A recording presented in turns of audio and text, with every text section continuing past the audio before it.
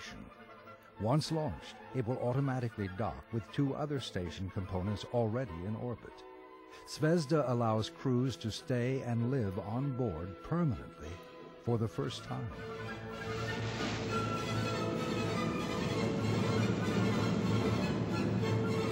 The successful launch of Zvezda marks the start of a cascade of space flights, which launch from both Russia and the United States to bring more station parts into Earth orbit.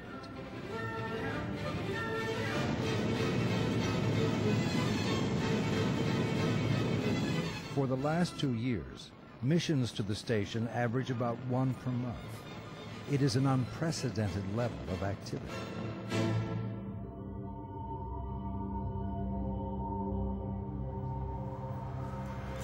See the station? Wow, Steve, did you see this? Oh no, not since Mike came. Oh, you gotta come and see this, bud. Getting the hardware into space is only part of the challenge. A piece at a time, the station must be put together in Earth orbit by people.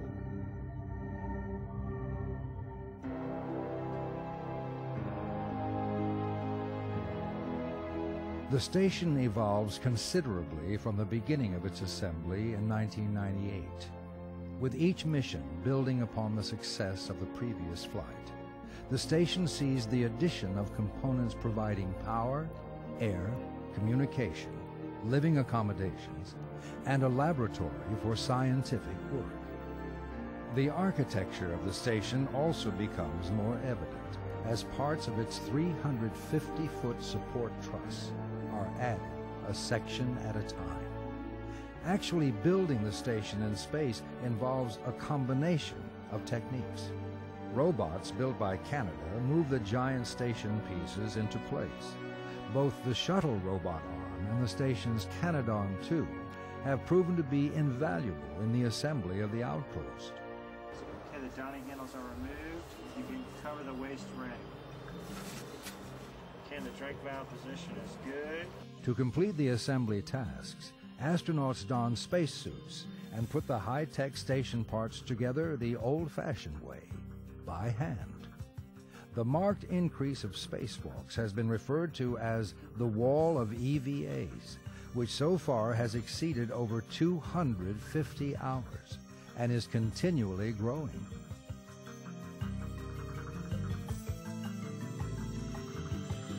At first, astronauts conduct spacewalks on the station exclusively through a docked space shuttle. This changes toward the end of Phase 2 of station assembly, when astronauts Jim Riley and Mike Gernhardt help install the station's own airlock, called Quest, a new gateway into space. Coming out of the station is different than coming out of the payload bay in the orbiter. When you come out of the airlock in the orbiter, you have the payload bay and the structure of the vehicle all around you. Coming out of the station, however, you're looking straight down 220 miles down to the surface of the Earth. As Mike described it during the EVA, he described it as skydiving 220 miles. You really do get this sense of nothing between you and the ground.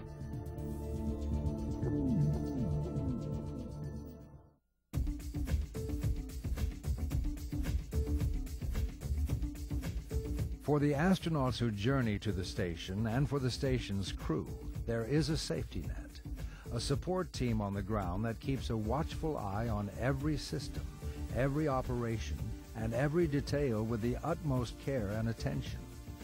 Since the beginning of space travel, this has been the job of mission control. From their various consoles, these highly skilled professionals send commands to the station, adjusting and monitoring station systems around the clock.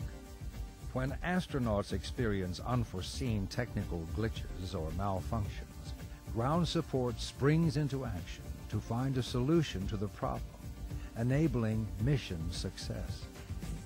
The station era requires mission control to think beyond the fast-paced 2-week shuttle missions they were accustomed to.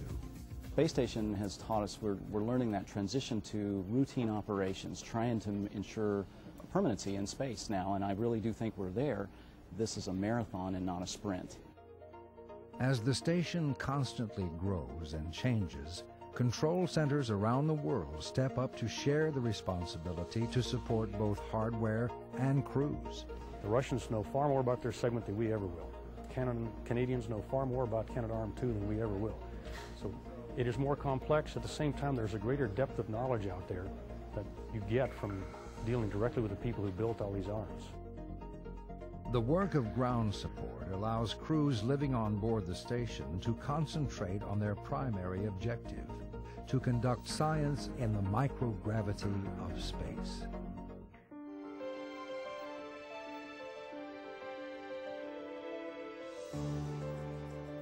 Scientific research on the space station truly begins with the arrival of the space laboratory Destiny. With the interior room of a bus, Destiny can accommodate over 20 scientific racks. Weighing more than 1,000 pounds on Earth, the science racks are guided through the station corridors by fingertip movements until finding their home inside the lab. Just as successful construction of the station is a major event for engineers, the arrival of the science racks marks a major milestone for scientists. Well, it was quite a tremendous moment. Of course, before we got our racks up there, we had done a few experiments, onesies, twosies here, because we had some resources available. And I kind of think of those as the appetizers before you sit down to a gourmet meal. And certainly when the racks got up there, the entrees got served, and we were all sitting down to a feast. Investigators take advantage of the unique environment of space to study fundamental principles of physics, chemistry, and biology. And the station's permanent location in orbit allows more detailed studies over time. We've done a lot of research in the past on the space shuttle, where we're limited to about 2 weeks. There are many chemical and physical reactions and human reactions that we would like to watch for a much longer period of time to see how they play out. We just can't do this in short flights. So on a space station, you can pick the time period you want and continue an experiment for a very long period of time. In Huntsville, Alabama, at the Marshall Space Flight Center, investigators send commands and monitor experiments.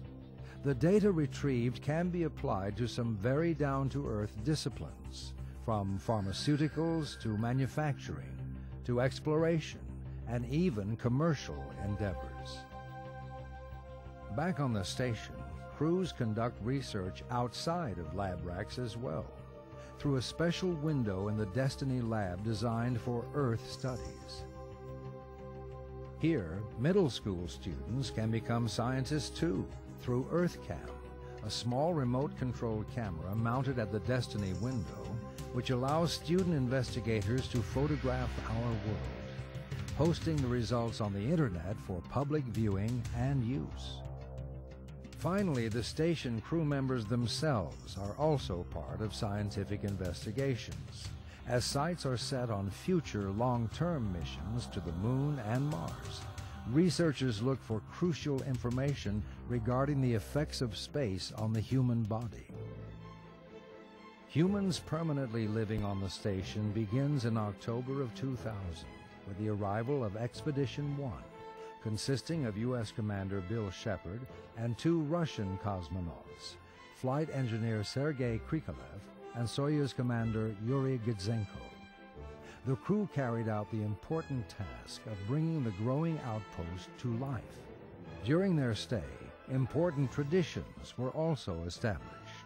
Permission granted. Endeavour departing.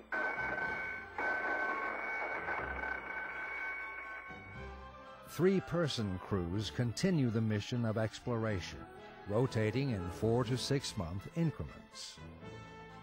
Despite leaving family and friends behind, Expedition 2 flight engineer Susan Helms found day-to-day living in space to have some unexpected benefits.